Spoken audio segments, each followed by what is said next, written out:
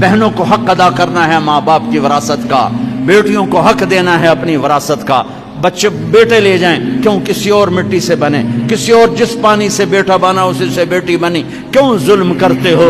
یہ ہندو کی ثقافت ہے، ہندو کی کہ دین میں بیٹی کی کوئی وراثت نہیں ہے، ساری وراثت بیٹوں کی ہے۔ میرے مصطفیٰ کے دین میں بیٹی کی بھی وراثت ہے اور بیٹے کی بھی وراثت ہے۔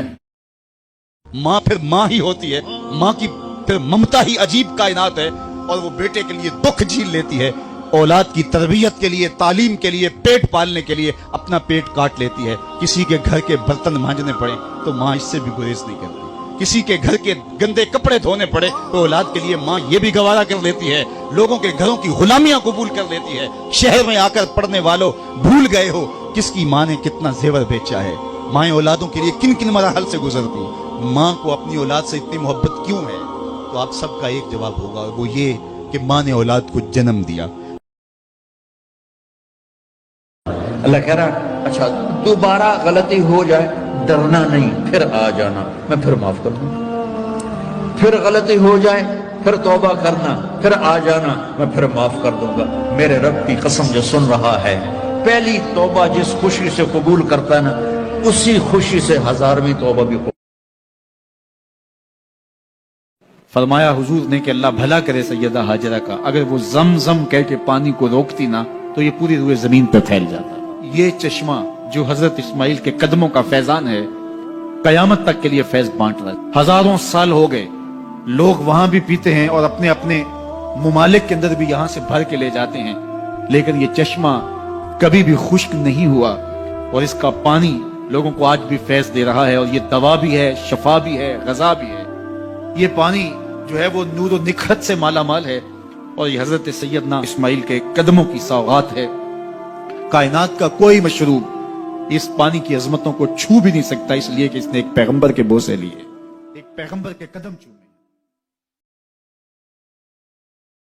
زندگی تو گزر ہی جاتی ہے جیسے گزرے، اصل زندگی آخرت کی زندگی ہے۔ خندق کھودتے صحابہ پر پیار آیا تو یہی کہا، اللہ زندگی وہی ہے جو آخرت کی زندگی ہے، میرے انصار کو بھی بخش دے، میرے مہاجروں کو بھی بخش دے۔ یہ زندگی اچھی بنا لیں، میں نہیں آپ کو روکتا، گھر بھی اچھا بنا لیں، گاڑی بھی آپ کے پاس اچھی ہونی چاہیے، اچھا کھائیں اچھا پہنے، بالکل نہیں روکتا، شریعت بھی منع نہیں کرتی، لیکن یہ چیزیں اگر آخرت کے سودے پر ہوں، آخرت کو برباد کر کے حاصل کی جائیں تو یہ خسارے کا سودا ہے۔ اور اگر آخرت کا کچھ نہیں بگڑتا اور دنیا کی زندگی بھی سنورتی ہے تو یہ راستے ملتے ہیں، ہمارا دین ہمیں راستہ دیتا ہے۔ تو آئیے یہ جہاں بھی سوار لیجئے، وہ جہاں بھی سوار لیجئے، میں اور آپ ایک ایک سانس اللہ کے لیے، اس کے رسول کے لیے بسر کریں، ہم جیئیں تو اس کے لیے، ہم مرے تو اس کے لیے۔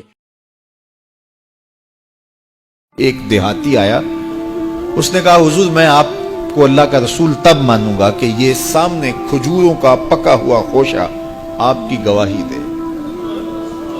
فرمایا تب تو مان جائے گا؟ اس نے کہا انکار کی گنجائش ہی نہیں۔ تو حضور نے اشارہ کیا تو وہ کھجور کا پکا ہوا خوشہ ٹوٹ کے حضور کے قدموں میں آ گیا، تو اس کے لبوں پہ کلمہ جاری ہو گیا، اللہ اکبر۔ تو حضور علیہ السلام نے کہا کہ مان لیا؟ اس نے کہا جی میں مان گیا۔ وہ یہ بھی کہہ سکتا تھا کہ ہوا کا تیز جھونکا آیا اور اتفاق ایسا ہو گیا، آج کل لوگ بات کرتے تو وہ ٹوٹ کے گر گیا۔ تو حضور نے اس کھجور کے گچھے سے مخاطب ہو کے کہا تجھے جس کام کے لیے بلایا تھا وہ ہو گیا، اب واپس جا کے جڑ بھی جائے۔ صرف توڑنا نہیں جانتے، جوڑنا بھی جانتے۔ اللہ اکبر۔ میری بات غور سے سنو، دنیا کا سب سے بڑا رشتہ خاوند اور بیوی ہے، سب سے مقدس رشتہ ماں باپ ہے، لیکن سب سے بڑا رشتہ خاوند اور بیوی ہے۔ جب یہ ٹوٹ جاتا ہے تو پوری نسل برباد ہو جاتی ہے۔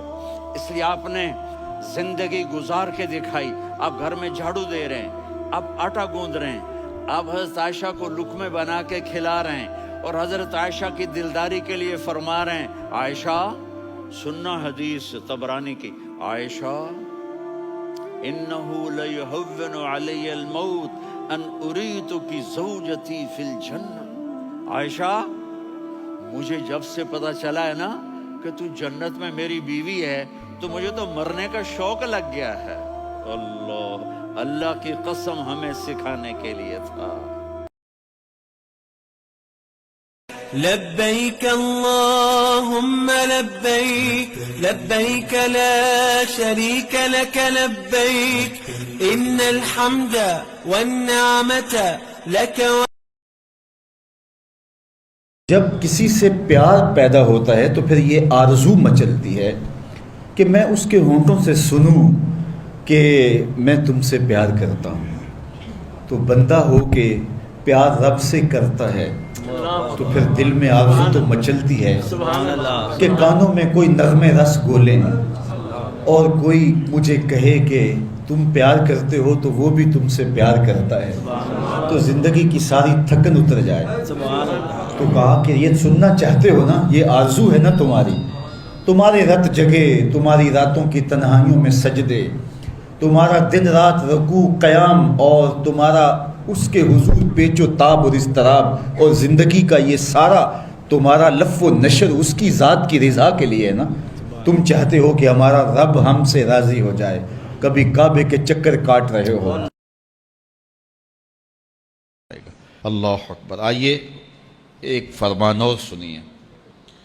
آقا کریم علیہ الصلوۃ والسلام نے ارشاد فرمایا, مسلمان کا بھائی ہے, وہ اس پر نہ ظلم کرتا ہے اور نہ کسی کو اس پر ظلم کرنے دیتا ہے, اس کو تنہا بھی نہیں چھوڑتا, لاوارث بھی نہیں چھوڑتا.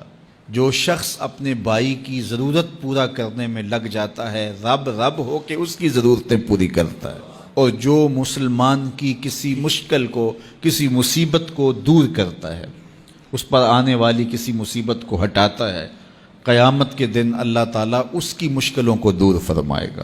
اور جو کسی مومن کا, مسلمان کا پردہ رکھتا ہے, پردہ داری کرتا ہے, قیامت کے دن اللہ اس کے عیبوں پر پردہ ڈال لے گا.